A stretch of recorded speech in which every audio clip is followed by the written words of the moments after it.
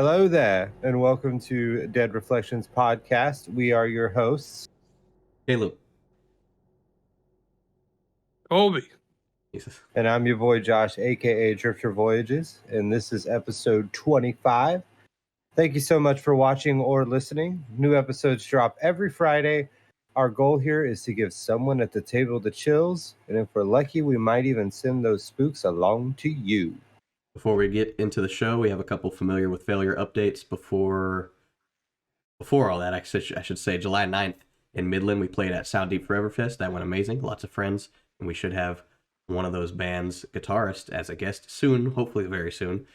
August 4th in San Angelo at the Dojo. August 5th in Houston at the White Swan. That one's kind of up in the air. October 13th at the Ballroom. And then October 14th is, I don't know if we have a venue for that one just yet, but it'll be Austin, correct? Correct. Okay. This is why we do It'll be somewhere in the Austin area. Shows are always going to be in the works, but dates and venues need to be secure before we announce them. And then on the topic of merch and all that, do we have stuff that y'all are wearing? Any bands? Yeah. Okay. I'm naked. What? I'm wearing 156 Silence. Nice. We played with them a couple years ago when we were like a fresh new spawn into the metalcore scene. Was that at White Yeah. Swan? Yeah, That was at White Swan. It was at the Swan.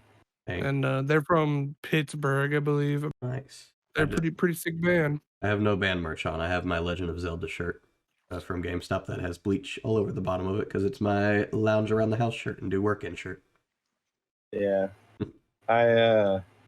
I'm repping Wicked Clothes with my hat and then the Prairie Recovery Center shirt.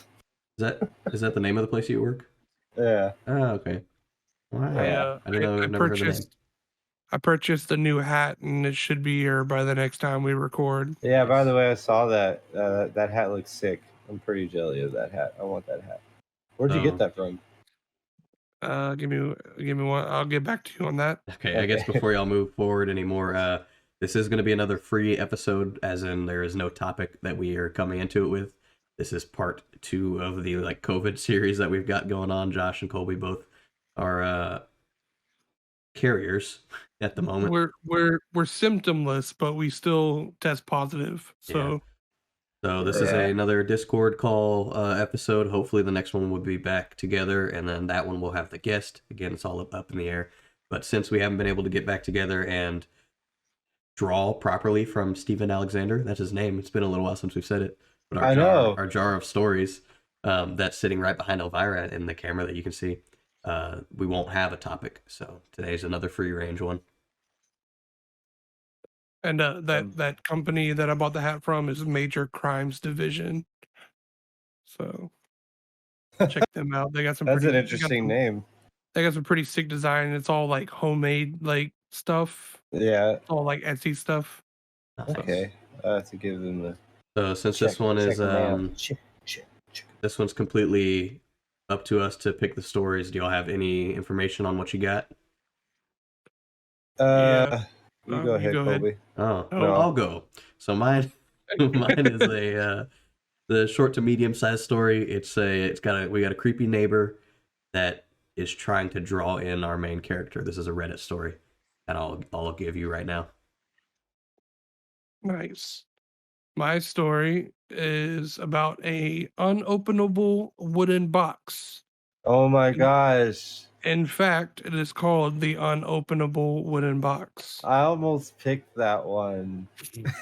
I literally almost did. It's a pretty popular one on Creepypasta. Okay. Oh yeah. Mine, very short one too. Yeah. Mine is kind of short too. Mine's no eyes, no tongue, no fingertips. Ah, that's creepy. Yeah, it's written by David Fueling. So will there be fingers though? Because it said fingertips. I don't know. Oh. Yeah, it's probably just you got like you got like a link or two missing. That's probably what it is. Yeah. But it looks pretty. It looks like a pretty creepy story. Big ears and big noses. Yeah, David. I don't know if I'm saying his last name right, so apologies if I'm That's not. okay. It's spelled Feuling. Well, all stories are going to be linked in the show notes anyway, Feeling. so if anybody But desires to see them, you can yeah. go there. Yeah, he's a critically acclaimed trilogy. He has a critically acclaimed trilogy of novels, The American Demon Waltz, which is pretty cool. So he's like he actually like writes stories, Nice. like writes books. So, yeah, Cool. He's Looking an forward to author. that. So I guess we're ready to light the candles and get into the first one.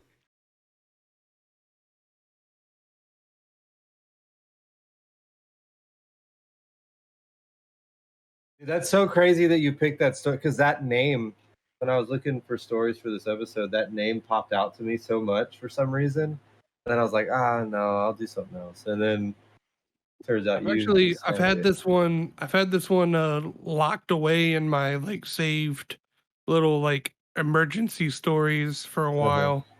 Yeah, it looks pretty interesting. Yeah. Well, y'all ready for the spooks? Yes, sir. Y'all ready for this? This one's called The Unopenable Wooden Box by David Maloney, aka Life is Strange Me Too. It seemed like just an ordinary box. The wood was old and weathered, fastenings were heavy brass, and the lid was inlaid with ornate silver symbol. My father willed it to me after the state executed him for murder. He left no explanation or instructions, only the small, mysterious wooden box. At first, I considered tossing it into the river. The last thing I wanted was a reminder of the man that had abandoned his son in favor of a life of violence. But being the weak-willed person that I am, my curiosity soon overwhelmed me, and I could stand the mystery of the box no longer. Opening the box, however, was easier than said than done. Attempts to pry open the latches with my hands yielded only abraded fingers and broken nails. Screwdrivers were snapped, hammers were shattered, and drill motors were burnt out. Yet the contents of the box remained out of reach, encased in a wooden tomb determined not to yield its secrets. Eventually, I gave up, doing what I've always done when I can't get what I want. I told myself that whatever was inside wasn't worth the effort, and did my best to forget about it. But the box would not allow me to forget so easily.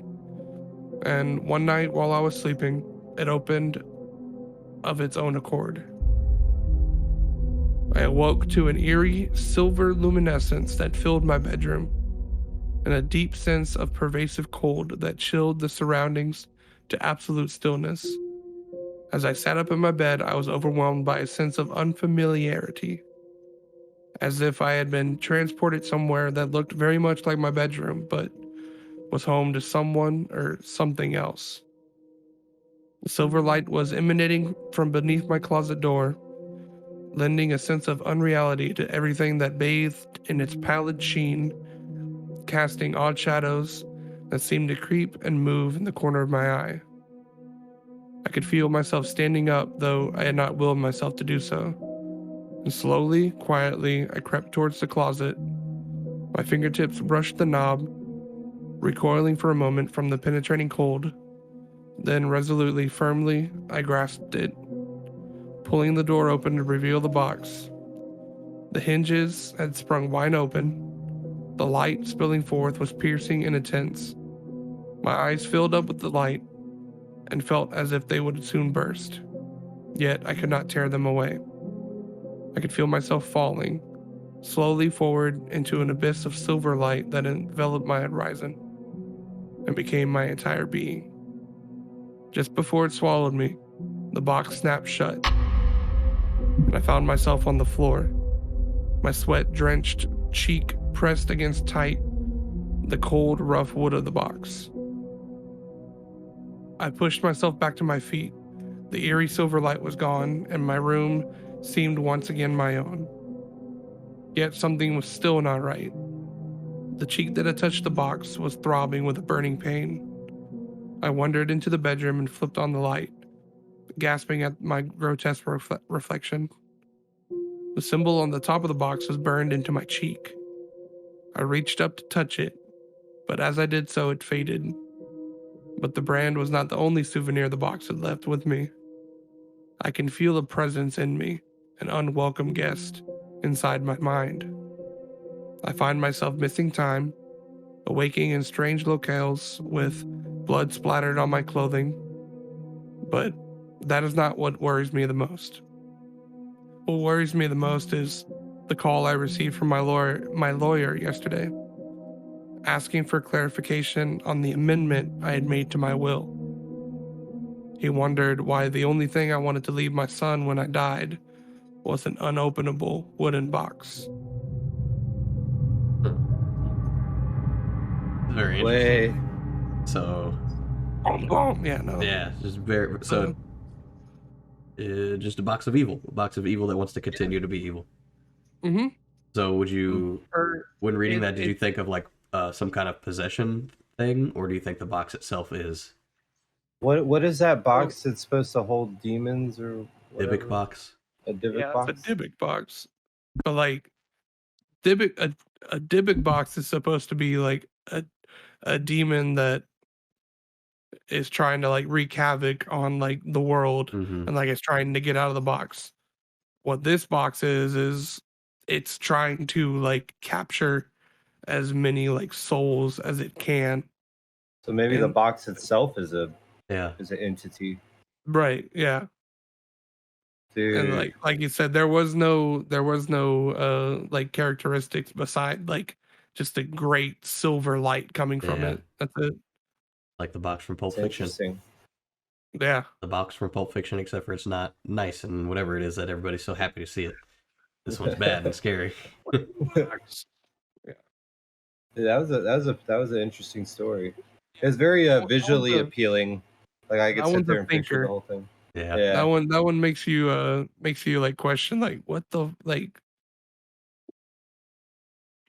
where is this? Why? Yeah. I think the biggest question is why. this Like, why is story? it? Yeah. Why isn't it in existence in the first place? Yeah.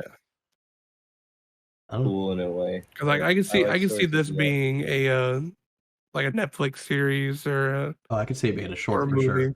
Yeah, just Yeah. being passed down. Like it just goes. Each episode is someone else that acquires it in some way. Oh, that'd and be then it cool. just goes, yeah. Maybe Hey Netflix, hire your addition- boys. an addition in the Conjuring series. No. So who? I know we like just did the other episode. Who ended it? Did I end the last one? Yeah, no, yeah, I'm last. You're Gotcha. next. Okay. Well, if y'all are you ready to hop into this one? Hell yeah. Okay. Let's go. And I don't have too much set up, so this one is called "My Neighbor Kept Propping His Head." Oh my God, that's not what it's called. My neighbor kept propping his door open. Yeah. My days of being a nosy neighbor are over. It started about a month ago when I was pulling in from work. I saw a tall, slender-looking man fiddling with a pair of keys in the door of the conjoined duplex right next to mine. I usually stayed to myself in most instances, but I thought it'd be rude to just walk straight into my home without at least introducing myself. I walked up to him as he started opening his door. Hey there. The man nearly jumped out of his skin and quickly turned to face me. He had a fairly pale complexion with dark black hair, while his eyes were hidden by a pair of sunglasses. Hi, you'd think I'd know how to work a key by now, he shyly responded with a slight smile while extending his hand. I'm Troy, your new neighbor. Nice to meet you, Troy. I'm Danny. I grabbed his hand, which was oddly sticky. As Troy swung the door fully open, I could see his eyes light up. Wow, lots of room for activities. That was a kind of weird comment to make, I thought. What was even more bizarre was all the furniture left over in the house. I looked back at it at the driveway and noticed only his car sitting there, and all Troy had on his person was a Polaroid camera around his neck. Curiosity finally got the best of me. Did you pack pretty light? Troy looked back at me with a perplexed look. Oh, yeah, the movers are going to be a few days late. He stood in his entryway looking at me like an NPC waiting for their next command. I took this awkward moment as my chance to get out of there. Well, let me know if you need any help unpacking when it finally gets here. Nice meeting you, Troy. He kept staring at me and smiled. You too. Troy began shutting his door, but stopped just before it was fully closed. I could see his face glaring at me through the crack in the door. Our new neighbors are pretty damn odd, honey. My wife had just gotten back from picking up some groceries. He was already hearing it from me. I just think it's bizarre how Sarah, our landlady, always happened to find the weirdest tenants to rent to. My wife sighed. Well, he's probably a step up from the last guy. Greg? It's a pretty low bar. How did Sarah even find a tenant so quickly? I hadn't seen Greg in a few days, but I had no idea he even moved out. After dinner, I went to roll our trash bins out to the curb and happened to glance over at Troy's place again. The door still propped open, a little bit more than earlier. I squinted nonchalantly as I could see, or I could have sworn I'd seen the outline of Troy's creeping face through the darkness. My God, Danny, he's not waiting at his doorway to watch you. You're being paranoid. My wife apparently mistook my intrigue as paranoia. I gave her the details of my latest Troy sighting. How do you explain him having the door propped open then? I don't know, maybe the AC is down and he's trying to bring in some fresh air. Greg probably tarnished the place with all the smoking he did. As my wife said that, my eyes wandered back outside to see Troy struggling to bring in a pretty sizable sleeping bag. I wanted to make more of a case that what I had just seen, but maybe she was right. I was done debating for the night. We both hopped into bed, turned on our TV, and watched a few episodes of a series we'd been binging before we both fell asleep. I went back out the next day after work to bring our trash bins in when I finally felt a sudden tap on my shoulder. Hello, Danny. He couldn't even look me in the eyes, but I noticed Troy seemed a bit more excited. Oh, hey, Troy. How's the move going? It's going well, thank you. I'm having game night tonight. Would you and your wife care to join me? My wife is going to be out with her friends at a bachelorette party, so that left me with an empty home, and it also left me with no plans or excuses. Luckily, my previous career in sales made me an expert bullshitter. Sorry, I can't. The wife and I are going out of town to see the in-laws. Maybe some other time. Gauging from his facial expression, I could tell he was pretty disappointed. I gave him a wave goodbye and started on my way back, when I heard him mutter, "You know we can't play unless you come in, Danny." That line sent chills down my spine, but I tried to keep it cordial and did my best not to engage. Enjoy your night, Troy. My wife brought home some B-dubs before heading out to her bachelorette party that night, so I kicked back, cracked open a couple beers, and turned on the TV to celebrate that start of the weekend. An hour or so in, I heard a car door slam outside. I looked out the window to see 3 people, 2 guys and a woman, walking up to Troy's driveway with bottles of liquor and cases of beer in hand. I realized I had seen these 3 previously before when Greg was living next door. I'm pretty sure they were his rowdy drinking buddies, but maybe that's how Troy heard of this place. Perhaps Troy was just one of Greg's artsy stoner friends that happened to sublease for him.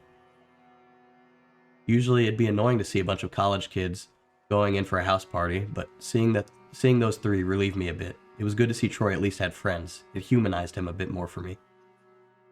Though those cheery thoughts of mine were soon interrupted when I heard them pounding almost immediately. And soon after that, they were blasting some pretty loud music on and off. I was back to being annoyed as I thought about slamming on the wall to get them to quiet down, but then I remembered I had lied to Troy when I told him that we would be out of town.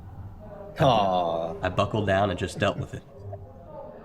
As I was getting ready for bed, I heard the slam of a car door, the rev of an engine, and it peeled off into the distance. Finally, some peace and quiet. I woke up in the middle of the night, needing to take a piss. As I rubbed my eyes, I turned over to get up. In my peripheral, I thought I saw something scurry through our hallway. It was incredibly brief, but it almost looked as if someone had crab-walked past the door. I grabbed the baseball bat I kept underneath my bed and approached the hallway with my shaky legs, and looked both to my left and right. Nothing. I turned on all the lights in our place, searched the entire place, but it came up with nothing. After the most frightening piss of my life, I saw our porch motion lights had gone off. This sounds like an incredibly dumb move, and maybe the baseball bat gave me a little too much courage, but I decided to step outside to see what it was. There was a certain stillness outside, but something immediately felt off. In the distance, there was a rustling noise, and a few steps out towards my driveway, I found there was something coming from Troy's place. The rustling was followed by a giggling sound. I peered around the corner to see his door was propped open, but even wider this time than before, almost fully open. This gave a perspective, almost a full view, into his entryway and living room. In the corner of his living room stood Troy, his back turned to me, wearing nothing but his briefs. He dropped something and stuttered, You're here to play? In that moment I felt frozen, but I did my best to put it off and put my chest out and called out, Troy, is everything alright? Just then he darts across the room to hide behind another wall. Another giggle. His pale face popped out from behind the wall. Troy put his right hand over his mouth and pointed at me with his left hand and started giggling. His motion was so unnatural as he ran across the room, arms flailing above him to hide behind another wall, and he started giggling again. His arm poked out to grab the item he had dropped earlier. Come on, what are you waiting for? He popped back out to stare at me for a second and then hid behind another wall.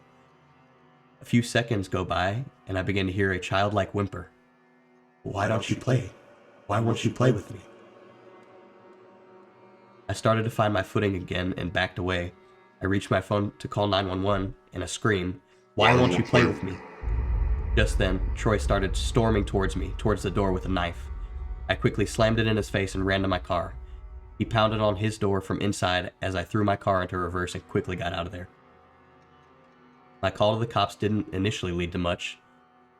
They said they had checked the place, knocked on the door to no answer, that they couldn't do much without a warrant, but they'd luckily keep an eye on the place.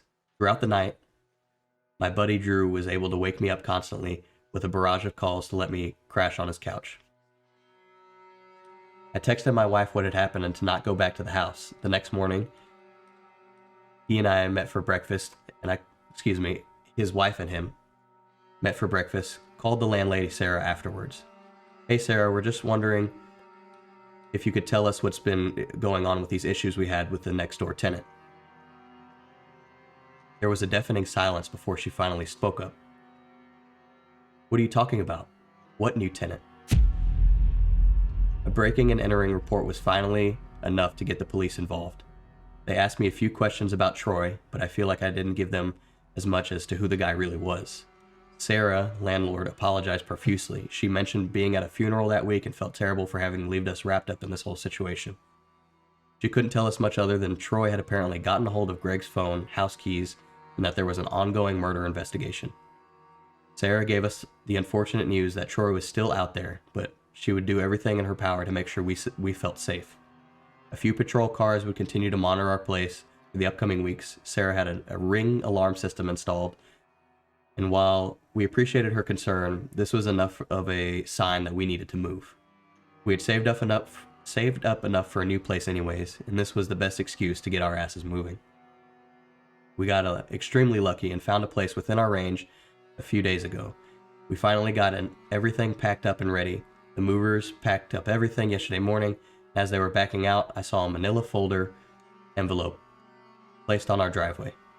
I opened it to read a note that simply said, "We still need to play. My door is always open." A few Polaroids fell out and my heart sank. One showed Greg, the previous tenant of the next door room, with a part of his skull cracked open. He was jammed tight, sticking out of a freezer. The photo was labeled freeze tag in red writing. Another Polaroid was of the three people that went into Troy's house that dreadful night.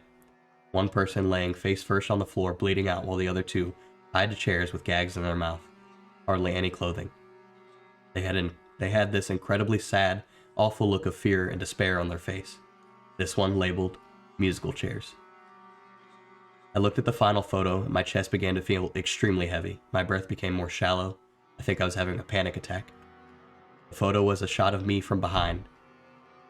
A recent shot of me behind. And it read, "Hide and seek." Damn. Yo, that's fucked. Talk about another thing that could be made into a fucking like really good series. Yeah, you know what that real talk, that would be such a good villain for like Batman. You know how Batman has a lot of villains that do like the weird eccentric like MOs, like that would be, I could totally see that being on like an Arkham series game, like where you have to fucking figure out what the next one is. The part where you said he like flung his like arms above his head and like ran behind a wall, like I could imagine him just like tiptoeing, like running. I think I mentioned to you running. before we started how like I could picture this one pretty good, like just him standing in the corner looking at his wall, drops something, and then like shoots across the room, and like all you're looking through is a crack in the door. Is like you can see him for a second, then he's gone, and then he peeks his head out, and then all these weird things. Awful. I totally pictured Tiny Tim. Yeah, that kind of thing. And then like they talked about him crab walking through their house earlier on in the story, like. Yeah. Oh yeah. Crab walk is very, different for us. What is it? Very Saul-like, like. Yeah, just games. Time to play a game. Want to play a game? Want to play a game? That one was a little bit of a struggle for me to read. I don't know why that one was so hard. Dude, it was a good story though. That was apologies if it wasn't if I took you out of it a few times. Are we gonna eventually just like start making little shorts of all these stories? That'd be fun, but I don't think we have time. One thing that I think that we could do if we ever get bored of how we do it right now, we could do kind of like a No Sleep podcast and do like actual audio drama of the story. Okay, like act it out. Because I mean, because we got three of us, we all have different types of voices for the most part, and then I mean, I'm sure like cool to like voice different characters. Yeah, we could have people hop in and do other voices and stuff. Like from bands and stuff. That'd be whoever. dope. Yeah, that's a cool idea. All right, well, could you imagine Alec from Brightburn as like just like that character? He'll just be a demon with his fucking crazy screams that he's got going on. Dude. All right, so I don't really know anything about my story because I like to I'll read like a little bit in the title, and if that grabs me, then I'll do it. And I do this because I want to experience the story with you guys. But all right, so here's my story. I got it off of Creepypasta. I can't wait for the day that you do that and not read the entire like story, and it ends up having something just completely like off the wall, not okay to like say like on the internet. You have to stop and be like, I will say that I am not afraid to be like, no, never mind. Yeah. But this story was written. That story was really out of pocket. This story was written by David Fueling, who is a critically acclaimed novelist or author, essentially. But he has a trilogy of novels called The American Demon Waltz on Amazon. That's a little advertisement for him. We'll have links or whatever in the show notes. But the title of this story is No Eyes, No Tongue, No Fingertips. A few years back, I worked as a nurse in a geriatric unit of the hospital in my hometown. There was an old woman there with pale blue eyes whose mind was still fantastically sharp, and her desire to socialize and make new friends set her apart from most others living in the wing of the facility. That woman and I soon became close for this reason. Her name was Yana, and I still miss her every day since she passed. The strange thing about Yana was not her accent, which I could only place vaguely as Eastern European, nor her disinclination to talk about her past, which means I never learned exactly where she had grown up. No, what fascinated me about the most was that a strange young man, badly mutilated and painfully blind and mute, would visit her every single day. His hands appeared deformed, seemingly eroded at each digit down to the first knuckle. But each evening, a little after dinner time, he would visit and they would sit together. She would read to him or sometimes sing in her frail old voice. Sometimes they would just hold hands in silence. Oh, that's cute. Finally, I gathered the courage to ask her about this man, and in a strange moment of openness, she agreed to tell me the story. Here's the story. My sister and I were the only surviving members of our family after our father passed away in 1964. These were very hard times for my old country, and father had grown so sick that we were eventually forced to allow him to starve, rather than waste food to comfort him as he inevitably died. That's brutal as fuck. Okay, sister had been losing her mind little by little before all this happened, but I could see in her eyes as we buried father that she had finally gone somewhere far away inside herself. I remember the crows, perched in thick groups like clots of preening black movement, watching us in the cemetery from all of the rooftops. We moved to bury father quickly because the crows were as hungry as we were. Oof. Sister took to begging in the streets, sometimes trading sex for rides into the city nearby in the hopes that her begging would be more profitable there. It was during these terrible times that she convinced a son, a bastard whose father was not known to her, but who was certainly some manner of predatory monster. This was the only kind of man my sister knew in those days of her life. The child was delivered healthy, happy, and with a glowing spirit that broke my heart, because I knew that soon the young boy's eyes would look like mine and like my sister's. And even on the day he was born, I knew his beautiful, joyous innocence could not last. Sister did not care for her son as she should have, as God and goodness alike demand that a mother should care for her child. She would not change the boy's soiled diapers, leaving this to me instead, and would forget to feed him even when his hungry wailing was ringing shrills and miserable through the whole house. Eventually, she began to take him out begging, using the child as a prop with which to elicit the sympathy of strangers. She was most pleased when he looked his worst, and even complained to me once or twice that she could raise no money at all on the days that he looked too healthy. Fucked up. I can never forget her final act of cruelty against Vasily, Vasily, Vasily.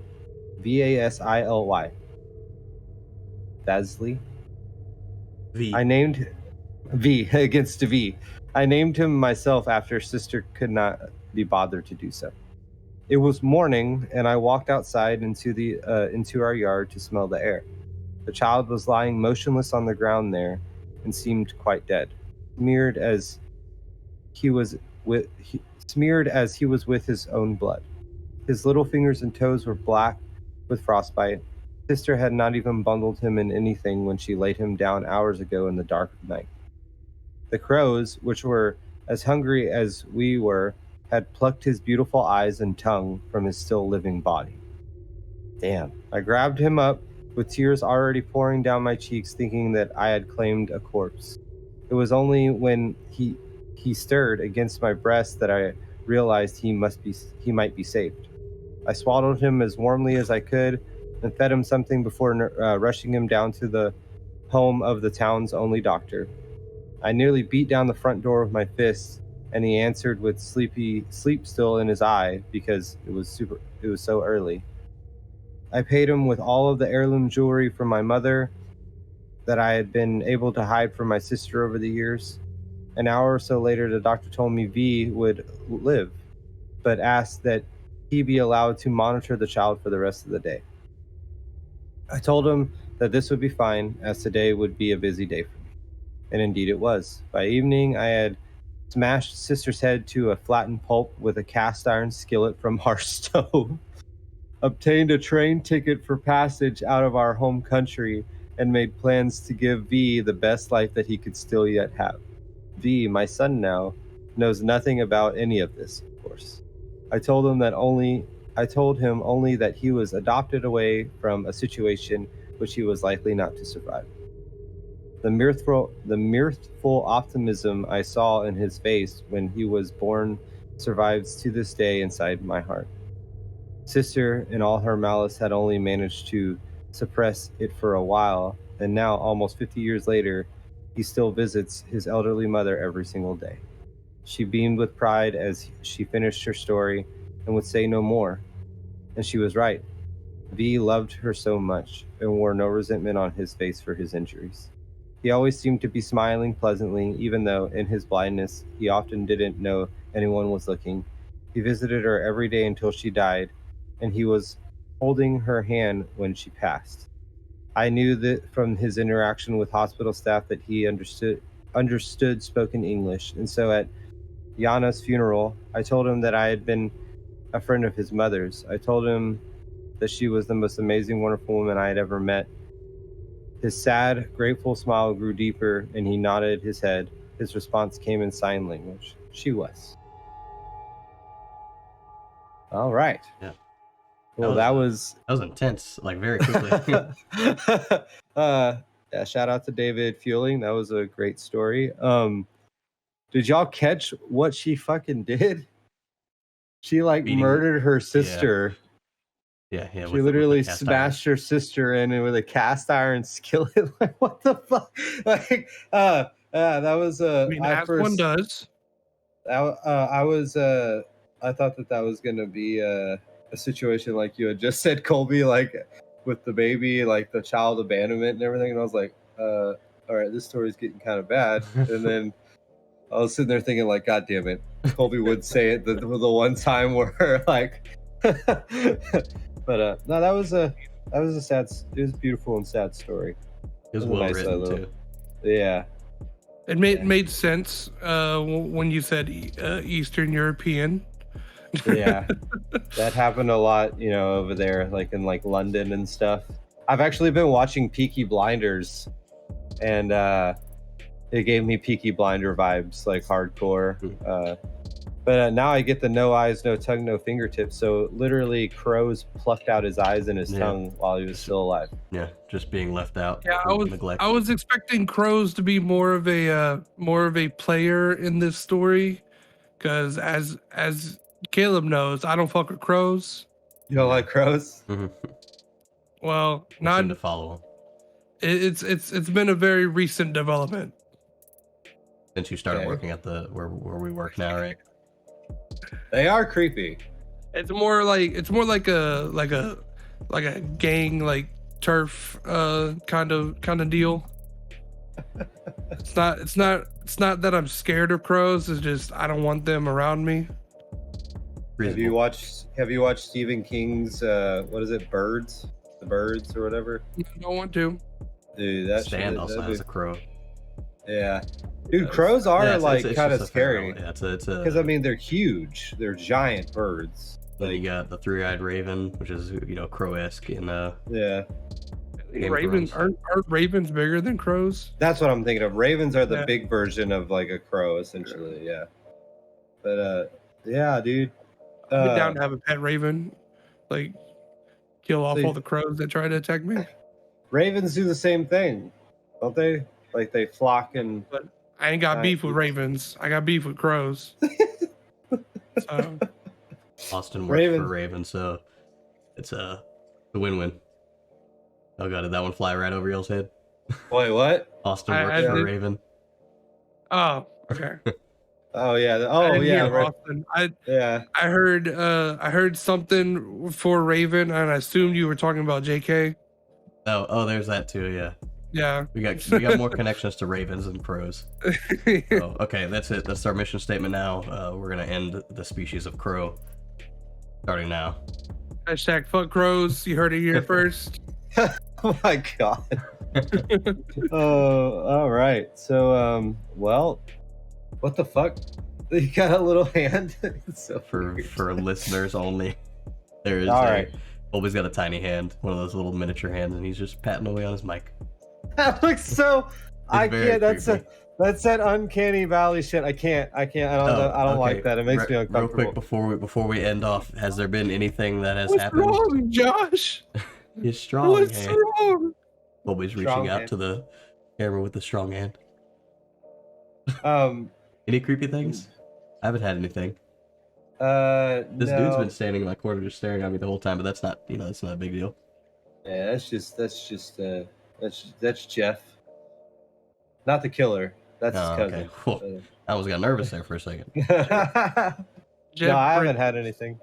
I've got stuff that I want to talk about, but I've been saving. Yeah, we'll wait till our guest gets on. Yeah, but, I've had some pretty fucked up dreams. We need yeah. to hash back on that, like get back into the dreams episode, or like do an episode about them. Man, I can't remember. Oh, now you're not gonna be able to remember. There was one really vivid one last night that it wasn't scary. It was No, dude, the COVID dreams are fucked. COVID dreams are Yeah, I had one about tornadoes that was weird.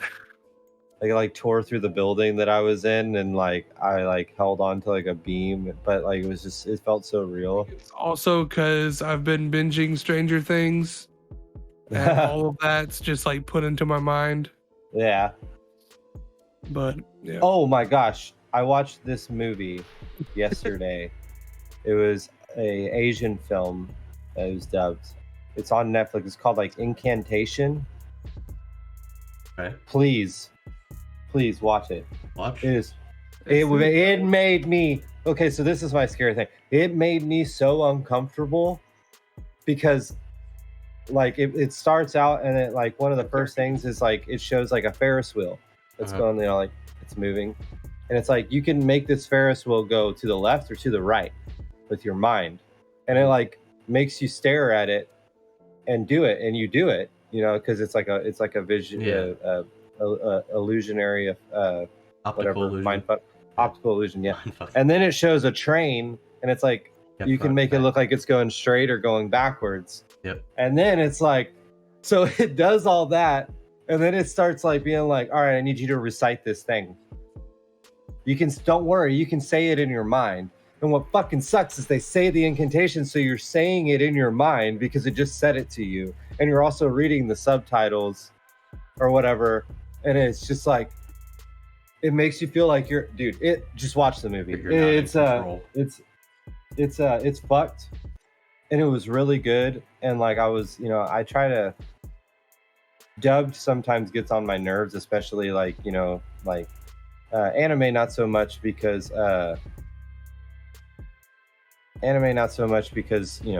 they make them out, you can change how them out, but like whenever it comes to watching like actual movies, sometimes I can't like separate myself enough to be like, oh, okay, and like the voice acting usually isn't that good, like all that stuff. But this movie, please watch it. Okay. Like, and let me know what you guys think. It's Incantation. Would you watch it? It's on Netflix. Okay. Netflix, yeah, and it's new. It's a new one. And let me know. Man, I almost want to like watch it with you guys, like in like a Discord thing, because I want to see how uncomfortable y'all get. Because my wife and Discord Ellie, doesn't let Netflix show on Discord. Oh, it doesn't. Damn it. Yeah. Or it wasn't working for us earlier.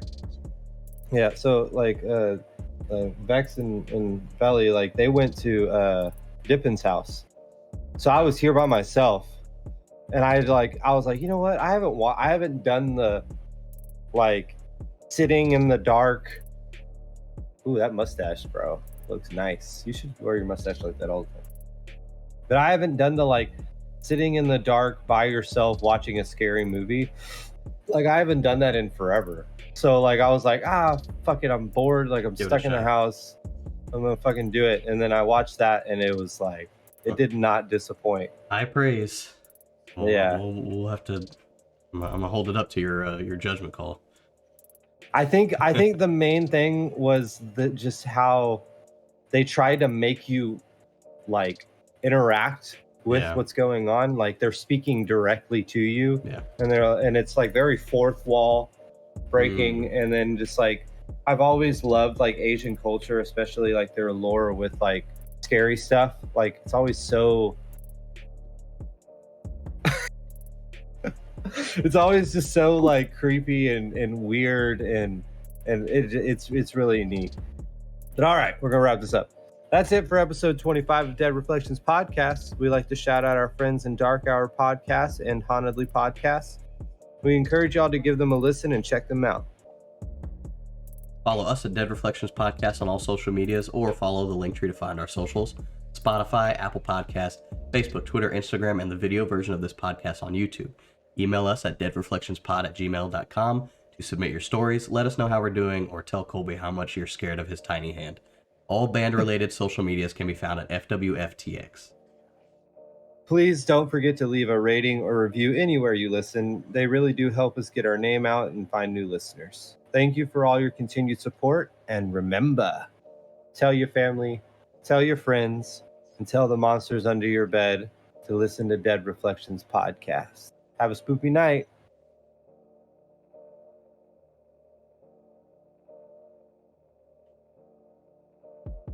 Good thing we can't hear that. Not making any noise for us. I was gonna say, is it making noise for you? Because it's not making noise for us. It's just I don't hear it's not anything. hitting the range. You're missing it. That's weird. You probably have to speak.